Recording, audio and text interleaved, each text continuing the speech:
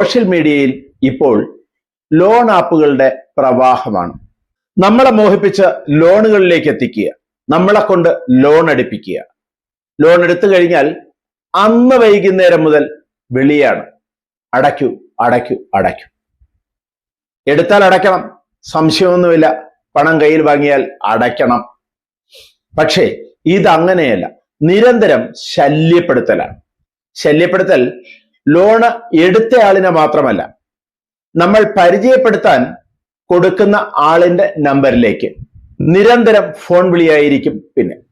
പിന്നെ ഇതിനുണ്ടാകുന്ന ഏറ്റവും വലിയ ദോഷം എന്താണ് എന്ന് സാധാരണ ആളുകൾ തിരിച്ചറിയണം. പിന്നെ ഈ ഫോൺ ആപ്പ് സംഘങ്ങൾ നടത്തുന്ന ക്രൂരതകൾ, ചെയ്യാൻ പാടില്ലാത്ത കഥകൾ നമ്മൾ അറിയണം. അറിഞ്ഞാൽ ഈ ആപ്പുകളിൽ ചെന്ന് തല വയ്ക്കണോ എന്ന് നമ്മൾ വീണ്ടും ഒന്ന് ആലോചിക്കും. എന്തൊക്കെ അറിഞ്ഞാലും കേട്ടാലും മനസ്സിലാകാത്തവരാണ് മലയാളികൾ. പണ്ടുള്ളവർ പറയും, കണ്ടറിയാത്തവൻ കൊണ്ടറിയും, അല്ലെങ്കിൽ കാക്ക കണ്ടറിയും കോക്ക് കൊണ്ടേ അറിയും എന്ന് പറഞ്ഞാൽ, ശത്രു ദൂരെ നിന്ന് വരുന്നത് കാക്ക കണ്ടറിയും, പറന്നു മാറും. കൊക്ക് ഏറെ കൊണ്ടാൽ മാത്രമേ മനസ്സിലാകൂ. മലയാളികൾ കൊക്കുകളായി മാറുകയാണ്. സോഷ്യൽ മീഡിയയെ കുറിച്ചുള്ള വാർത്തകൾ അറിയുമ്പോൾ ഒരു കാര്യം, മലയാളിക്ക് കൊണ്ടാലും അറിയില്ല. കൊക്ക് കൊണ്ടെങ്കിലും അറിയും, മലയാളി കൊണ്ടാലും അറിയില്ല. പത്രങ്ങളിൽ ദിവസവും വരുന്ന വാർത്തകളാണ് ഡിജിറ്റൽ അറസ്റ്റിനെ കുറിച്ച്. ഡിജിറ്റൽ അറസ്റ്റിൽ പെട്ടുപോകുന്ന മലയാളികളുടെ തലപ്പൊക്കം ഒന്ന് അന്വേഷിക്കുക, അറിയുക.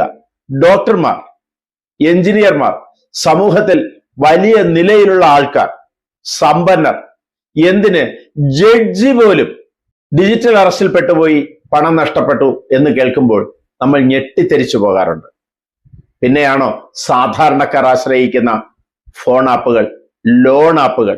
ലോൺ ആപ്പ് സംഘങ്ങൾ ആദ്യം ചെയ്യുന്നത്, നമ്മളൊരു ആപ്ലിക്കേഷൻ കൊടുത്തു കഴിഞ്ഞാൽ ആളിനെ പരിചയപ്പെടുത്താൻ മറ്റൊരാളിന്റെയോ അല്ലെങ്കിൽ ഒന്നിൽ കൂടുതൽ ആളുകളുടെ അഡ്രസ് ചോദിക്കും, അവരുടെ ഫോൺ നമ്പർ കരസ്ഥമാക്കും.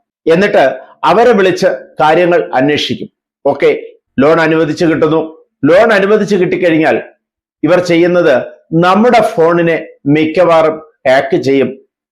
നമ്മുടെ ഫോണിലെ കോണ്ടാക്ട് ലിസ്റ്റ് അവരുടെ കയ്യിലാകും. നമ്മുടെ ഫോണിലെ വ്യക്തി വിവരങ്ങൾ ലോൺ ആപ്പ് സംഘത്തിന്റെ കയ്യിലാകും. അത് അവർ ദുരുപയോഗം ചെയ്യും. നമ്മുടെ കോണ്ടാക്ട് ലിസ്റ്റും ഫോണിലെ വ്യക്തി വിവരങ്ങളും ഉൾപ്പെടെ, എന്തിന് നമ്മൾ സ്വകാര്യമായി സൂക്ഷിച്ചിരിക്കുന്ന നമ്മുടെ സുഹൃത്തുക്കളുടെ ഫോട്ടോ വരെ അവർ മോർഫ് ചെയ്യും. മോർഫ് ചെയ്ത് മറ്റു സുഹൃത്തുക്കൾക്ക് അയച്ചു കൊടുക്കും. ആദ്യം ലോൺ എടുത്ത ആളിന് അയച്ചു കൊടുക്കും. എന്നിട്ട്